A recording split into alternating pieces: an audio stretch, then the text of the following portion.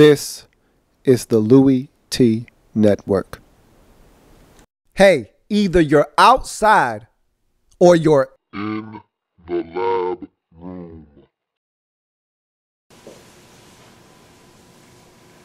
Who else could it be but me, your man, Louie T? Welcome. You are in the lab room. Of course, I am your host, Luke. Thank you for joining me. Week number 15 in the National Football League. Jacksonville Jaguars on the road taking on the Baltimore Ravens. Jaguars come into the game at 2-11. Ravens come into this contest at 8-5, currently holding on to an AFC wildcard spot. And so, huge game for the Ravens. This is a team that I've already said this, and I'm going to continue to say this. This team is making the postseason. I can't speak for anybody else in the AFC North Division, but when it's all said and done, this Ravens team will find their way into the postseason, whether it's by hook or by crook, through the front door, through the back door, doesn't matter, they're getting in. And here's a game that if you're getting in, if you're serious about making the postseason, then you need to win. Would have loved to have seen this be a nice, solid performance from start to finish in blowout fashion, but it wasn't that. But a win's a win's a win's a win's a win in the National Football League. You take them any way you can get them. And Jacksonville, I've said this all season long. I said this before the season was going to start. This is going to be a scrappy bunch. And I said their record may not indicate how much better they've gotten, but they're going to be a team that's going to scare some folks, going to scare some teams, going to win some games they don't have any business winning, going to be in some games they don't have any business being in. But at the end of the day, they're still learning how to win. And when you got a rookie quarterback like a L.A.B out there manning up your quarterback position, you're going to make some mistakes and some things are going to happen. I would love to see his supporting cast step up, and we'll talk about that as we break this game down. But for the Ravens, this isn't an optional game here. You got to have it. You're at home. It's Jacksonville. They're a 2-win team. You got to win.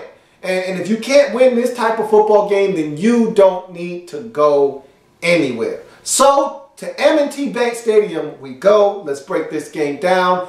Ravens home for the Jacksonville Jaguars. Promising Jags opening drive ends with a Marcedes Lewis drop, and L.A.B misfires on CS3, and then they have a punt blocked. So there's a series of events that happen here. Let's just finish this off. Darius Stewart comes in scot-free, unblocked, blocks the punt.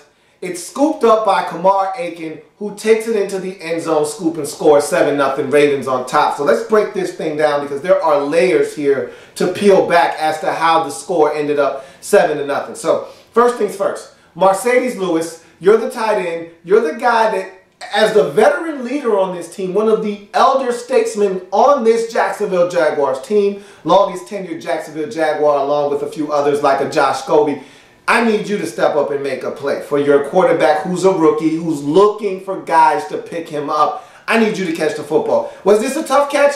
Yeah, maybe it was a little bit of a tough catch. Maybe it did have a little bit of steam on it, but I expect you, of all people, to make this grab, move the sticks, put the football into Baltimore Ravens territory, give this team a chance. For you to drop that pass, you're not helping the confidence of your young rookie quarterback, Blake Bortles. And as for Blake, on the next play, you got to shake off this drop, and you got to hit CS3. Cecil Shorts III was open on this play. You threw it behind him. He didn't catch it. You got to hit him. He was open. That could have been a huge chunk play, if not a touchdown, if you hit him in stride.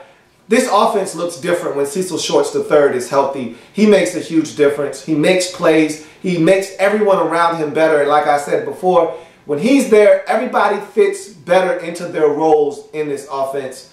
And you can tell there's a stark contrast when he's not in the lineup to when he is in the lineup, and they looked a lot better on offense. Even though it didn't always translate to points, it didn't always translate to them sustaining offense and drives, you can tell there's more of a fluidity as to what everyone is doing when Cecil Shorts III is on the field. And so, because of the drop by Marcedes Lewis, because Blake Bortles was errant on a third down pass that would have yielded a first down and gave this Jacksonville Jaguars offense a chance to maybe even score a touchdown, Now you got to punt the football. You don't hold up on the protection. A guy comes scot-free, and Darian Stewart, he blocks the punt. Next thing you know, Ravens are in the end zone at 7-0. That's what bad football teams do. Can't have that happen. CS3 deep ball sets up a 54-yard field goal. Marquise Lee drops a Blake B pass that he threw when he was beyond the line of scrimmage, so it would not have counted anyway. But you're open. You're in the end zone. I need you to catch the football. And that's what I'm talking about. I need Blake Bortles' supporting cast to step up. Last week, we talked about drop passes in that loss they had a week ago. I need guys to step up and make plays for this quarterback. If you're going to instill the confidence in him necessary for him to take that quantum leap, he needs guys to make plays for him. Last week, I talked about all the drop passes in that game, guys not helping him out. And then you see this happen this week early in the football game. What do you expect him to do when guys aren't making plays? And he starts pressing and you get the turnovers. It's a vicious cycle. Guys have to step up and make plays for Blake Bortles, like CS3. He's the one guy that I think Blake Bortles can count on week in and week out when healthy. That's been his problem this year, not being able to stay healthy. But when healthy, I think Cecil Shorts III is the guy that Blake Bortles can trust throwing the football to and know that this guy will come down with it. Come hell or high water, he'll catch the football. Makes a big play on the deep ball, sets up a field goal for Josh Scobie from 54, and he drills it. It's 7-3 now, Jags on the board in this game. Another solid Jags drive ends in field goal as Blake B sacked on back-to-back plays. This was probably the best drive of all three of those drives that I talked about just now.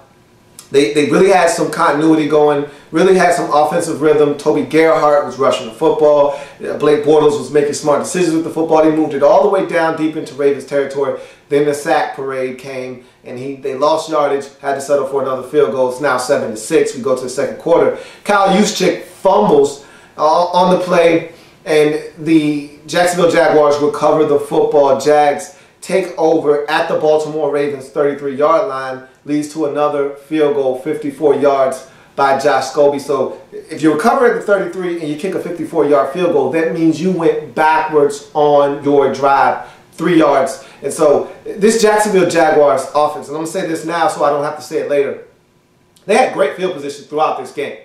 And that's the problem right now with this team, is they're not taking, and I talk about this all the time, not taking full advantage of opportunities that are given to them. The good teams in this league make each and every single opportunity count for something. And really, you want to take full advantage. That's the key, because you're taking advantage of some of these opportunities. You're getting field goals. But you want to take full advantage. Just imagine if 2 of those possessions that you were able to move the football on, you end up getting touchdowns versus field goals, and you get a field goal off of this possession where you force the fumble. We're talking about 17-7 here. It's a totally different ball game. Changes the complexion of what Baltimore wants to do. Maybe their game plans goes out the window now because they're down 17-7. Maybe their idea of what they wanted to accomplish in this game was, let's run the football. Let's be patient on offense. Let's make Jacksonville make some mistakes. They'll come to us, we'll win the football game. You go down 17-7, all of that changes now. Let's take to the air. Let's see if we can't get some quick strikes, get back into this game. So you never know what you can do to another team's philosophy if you jump on them quickly, but you don't take advantage of opportunities. They look up at the scoreboard. You got to settle for another field goal. It's 9-7. And all of a sudden they say, hey, for all of the mistakes we've made, for the lack of offense that we've sustained, for the bad football that we've generally played in this game thus far, only down 2 points, 9-7. Whatever we want to do, we can still accomplish it in this game because Jacksonville isn't running and hiding, running away and hiding with this game from us. So it's 9-7. Jacksonville doesn't take full advantage of that turnover that yields them the football at the 33-yard line of the Baltimore Ravens. They settle for a field goal and, in fact, go backwards 3 yards. Scobie is able to knock it home, though, again from 54 yards. So Josh Scobie coming up huge for them in this game thus far, kicking the football. It's 9-7, Jags with the lead in the second quarter. Ensuing kickoff is an onside kick. Jags getting a little frisky, and they recover. So, again, I just talked about them having extremely good field position throughout the game. Here's another prime example of that. Great field position after the onside kick. Blake B misses Marquise Lee in the end zone on a deep ball. He had about 2 steps on the nearest defender. Gotta have it. And I talk about this all the time with quarterbacks in this league and how it is imperative that when guys are open, you have to hit them. That's the separation between the great ones, the good ones, and the mediocre quarterbacks in the league. The mediocre ones rarely, if at all, hit the deep ball when guys are open. The good ones sometimes hit it, most of the time they don't. The great ones, generally speaking, don't miss. And so there's a clear delineation between those groups of quarterbacks. Blake Bortles right now is in the mediocre group when it comes to that. He does not hit the deep ball often enough. But again, when you talk about rookie quarterbacks, when you talk about the younger quarterbacks in this league, that's to be expected. Even if they come into the league with a great deep ball, I still expect them to not hit it as often. I'm still waiting for Ryan Tannehill to hit the deep ball with Mike Wallace as we speak. So sometimes it takes a while for it to happen, but when it does, when that light switch comes on and when you're able to find that pinpoint accuracy down the field, it's a dangerous thing. But right now, Blake Bortles still trying to find that weapon down the field, and he hasn't been able to hit the deep ball. When he does, we saw what happened against the Giants when they came back. Beautiful deep ball to Marquise Lee in the end zone for a touchdown. You end up winning that game. Those are the type of plays that can help you win a game. You got to hit him more consistently. Misses him here. And so you got to settle for a 42-yard field goal attempt. But Josh Scobee finally isn't able to bail you out, and he actually misses from 42 yards out. So even though you had the onside kick, even though you had the great field position, even though Marquise Lee gets behind the defense and gives you an opportunity to take full advantage of the onside kick recovery, you get nothing out of the possession. Now, the Ravens, and I talk about missed field goals all the time, and they do 3 things. They take 3 points off the scoreboard, which is huge. They give away great field position to the opposition, which is, again, huge. And the thing that you can't quantify, which I think is maybe the most debilitating, gives away momentum. And here we are. You're up 9-7 in this game. All the momentum in the world. You missed the field goal. All that momentum goes by the wayside and is transferred over to the Ravens. Here's what they do with that miss. Ravens move it all the way to the Jacksonville Jaguars 4-yard line. Can't get in the end zone, but they do take the lead with the field goal. It's now 10-9. Ravens on top. Ravens send Justin Tucker out for a 54-yard field goal. They said, hell, Josh Scobee did it twice. You should be able to do it once for us. He's not able to hit it. Jags off the miss. I just talked about missed field goals and what they do. You miss a 54-yarder, you're giving up excellent field position. And the Jags get great field position. They move it into field goal range as Blake B connects with Allen Hurns for a nice chunk play to set them up for a field goal attempt. Josh Scobee is able to drill it from 45 yards. It's now 12-10. Jags up. That's your halftime score. So just imagine if the Jags were able to get in the end zone twice. For substitute 2 of those field goals for touchdowns, we're talking about a 20-10 lead at the half. Totally changes the complexion of the game. Instead, you're talking about 4 field goals and only being up 2. Even though you've probably outplayed the Ravens severely in this first half, you don't have much of anything to show for it. You move on to the third quarter. Ravens start the scoring in the second half with a 6-play, 80-yard drive as Owen Daniels catches 2 passes. One was a big play to get them down there. The other, a 3-yard touchdown to get them in the end zone to cap off the drive. It is now 17-12, Ravens on top. Cute fake punt. I mean, the Ravens, or excuse me, the Jags were pulling out all the stops in this game. They gave it everything they had. They threw the kitchen sink at the Ravens. They came with the onside kick. They came with the fake punt, and it was beautiful. Snap it back to the punter. He acts as if he's going to kick it. Anger then flips it to the fullback, who takes off with the football. It runs up the field, picks up a huge chunk of yards. Again, great field position after this fake punt. Aren't able to do anything with it. Can't get down the field and have to punt the football again. And this is what I talked about with the Jags not sustaining offense and not taking advantage of opportunities. And so now we go to the third quarter. Ravens up 17-12. After a delay of game penalty pushes back the Ravens. And this can't happen. If you're the Ravens, you know better than this. I expect much better than this. And of course, if you got timeouts and you see the clock running down, I know it's the fourth quarter, I know it's the second half, and I'm huge on not burning timeouts in the second half. I'm a huge stickler for keeping your timeouts. Those things are precious in the second half. However, you can't afford to move back 5 yards when you're already attempting a 49-yard field goal, you can't move back 5 yards and make that a 54-yard field goal. That's what the Ravens did, as they have a delay of game. Inexcusable. Can't happen. Now Justin Tucker, instead of kicking a 49-yarder, has to kick a 54-yarder. He's already missed from 54 yards.